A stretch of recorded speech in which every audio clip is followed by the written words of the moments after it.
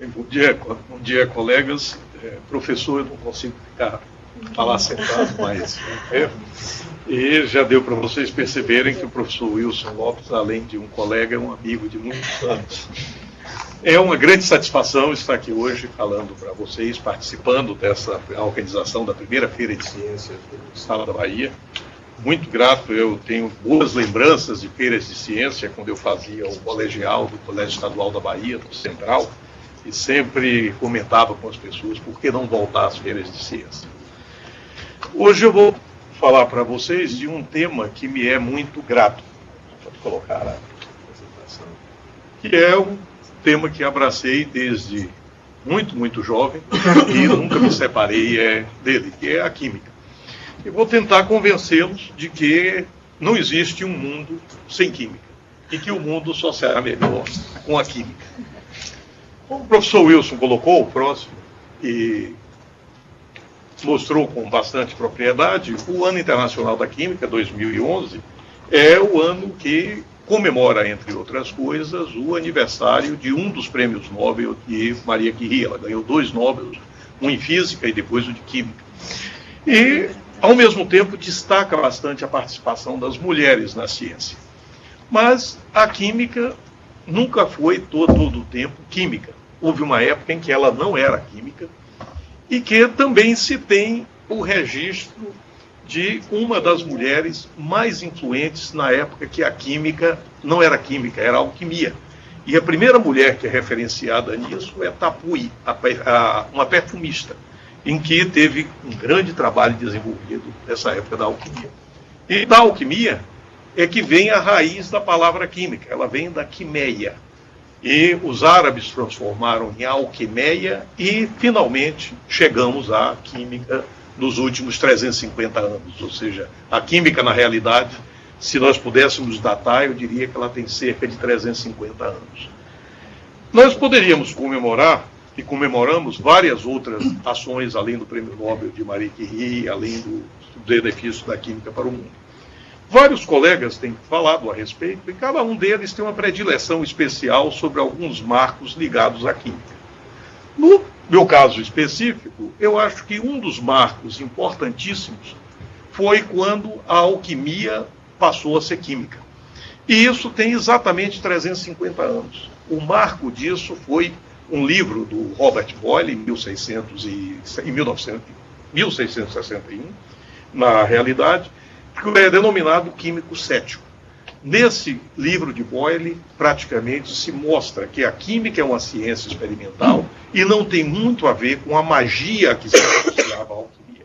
Então, esse é um momento de transição extremamente importante, há 350 anos, porque Boyle escreve esse livro exatamente no momento em que o Colégio Invisível, como se denominava, um grupo de cientistas que se reuniam na Inglaterra sob a liderança de Sir Isaac Newton, e eles criam, nesse momento, a Real Academia de Ciências da Inglaterra.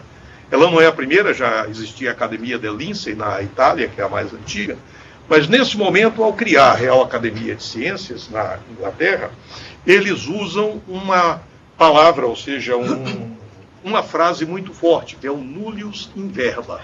Ou seja, não vale a palavra. O experimentalismo é a palavra de ordem. A partir desse momento, não vale o que o professor fulano, o que o cientista tal diz. Se fez, tem que provar. E esse é o ponto da ciência.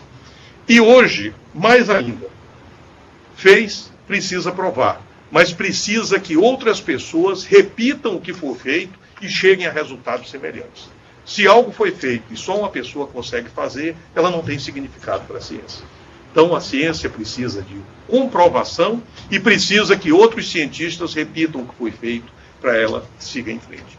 Então, esse é um dos marcos da química que eu acho extremamente importante. Bem mais recente, quase com 150 anos, não mais os 350, eu acredito que um outro marco extremamente importante para a ciência e para a química foi o trabalho realizado pelo russo Dmitry Ivanovich Mendeleev. Mendeleev ele conseguiu organizar os cerca de 60 elementos químicos que eram conhecidos na época e deixar lacunas nessa tabela em que ele apontava que seriam elementos que seriam descobertos no futuro. Então ele conseguiu uma organização em que ele tinha todos os elementos conhecidos, muito bem colocados, e espaço para o futuro.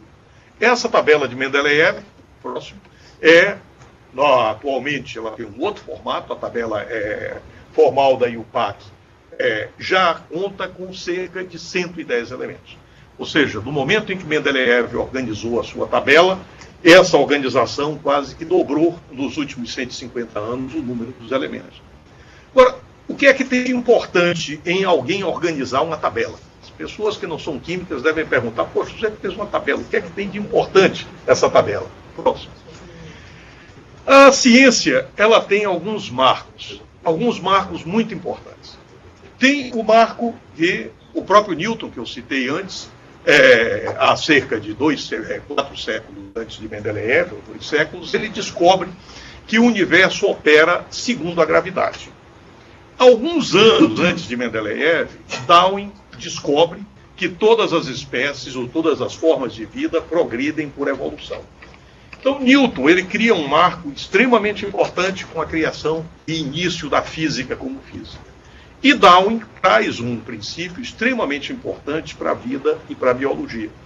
O que o Mendeleev, ao organizar a tabela dele, ele reconheceu como os elementos químicos se expressam. Que tipo de propriedades têm esses elementos? Ou seja, Mendeleev revelou o esquema do universo. Ele revelou como é que a matéria é feita, de que o universo é feito. Então nós vemos Mendeleev como alguém que conseguiu construir uma ponte entre a física e a biologia. E essa ponte entre a física e a biologia é a química como nós conhecemos hoje. Então são alguns marcos extremamente importantes, ao meu ver, para a ciência e para a química. E uma pergunta é, o que é química? Várias definições têm a partir de química. Essa foi a que eu consegui mais enxuta que coubesse em letra tamanho 36, para que vocês pudessem ver. Ou seja, diz que química é a ciência da estrutura e da transformação. Sempre que um fenômeno químico ocorre, esse fenômeno químico, ele altera o material que está ocorrendo.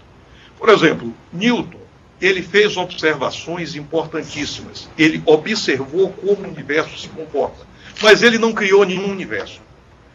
Darwin observou como a vida evolui, mas ele não criou nenhuma forma de vida. Mas sempre que nós operamos em química, você opera uma transformação. Essa transformação pode ser para melhor ou não para melhor. Depende de como ela está sendo conduzida. A química sempre tem bons objetivos, mas o uso da química nem sempre. Por favor. A IUPAC fez, junto com a Unesco, um vídeo, em que nesse vídeo ele foi apresentado no dia 27 de janeiro, na sede da IUPAC, da sede da Unesco em Paris, em que esse vídeo tem como objetivo mostrar o quanto a vida e a química estão integradas, e o quanto nós dependemos da química. E uma dos vídeos que eu vou mostrar para vocês, vou usar talvez uns 3 curtos, é esse vídeo que foi feito pela Unesco e que representa a visão de como a química está hoje entrelaçada com a vida. Pode mostrar o vídeo?